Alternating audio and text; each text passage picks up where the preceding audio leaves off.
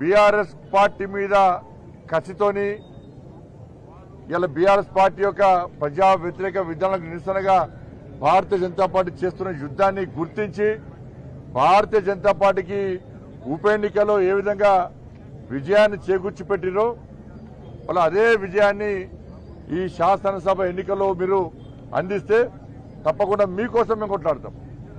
Congress party గెలిస్తే BRS పార్టీకి support ఇస్తుంది. కాంగ్రెస్ పార్టీ ఎమ్మెల్యే గెలిపిస్తే వారు బీఆర్ఎస్ పార్టీకి అమ్ముడు పోతారు, గ్యారంటీ అమ్ముడు పోతారు. వాళ్ళు రెడీ ఉన్నారు. మేము ఎన్నికల్లో ఖర్చు పెట్టి గెలిచాం కాబట్టి మా పైసలు మాకు రావాలంటే బీఆర్ఎస్ పార్టీ గారిలో కేసీఆర్ గారి పైసలు బాగున్నాయి అనేటువంటి ఒక దురాలోచన కాంగ్రెస్ పార్టీలో పట్టు ఉంటుంది. గతంలో అమ్ముడు వేరు, అమ్ముడు పోతూనే ఉన్నారు. కాబట్టి విషయాన్ని గుర్తించండి. ఎందుకంటే తెలంగాణ రాష్ట్ర సమాజంలో చైతన్యం వచ్చింది. నేను ప్రియతమ నేత నరేంద్ర మోడీ గారు హైదరాబాద్కి వచ్చి ఇలా బీసీ ఆత్మ గౌరవ సభలో పాల్గొని బీసీ సమాజం లోపల ఒక ధైర్యాన్ని నింపారు.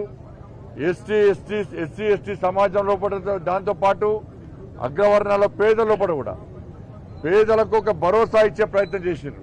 మేము తెలంగాణ రాష్ట్రం లోపల ఒక పేద వ్యక్తిని, పేద వర్గానికి సంబంధించిన వ్యక్తిని మేము ముఖ్యమంత్రి చేయబోతున్నాం.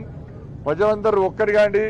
నేను ఇచ్చే దారి మళ్ళిచ్చిండు రాష్ట్ర ప్రభుత్వం, దారి మళ్ళిచ్చింది. నేను ఇచ్చే పేదలకు ఇచ్చే సంక్షేమ పథకాలు నీరు కారుస్తున్నారు.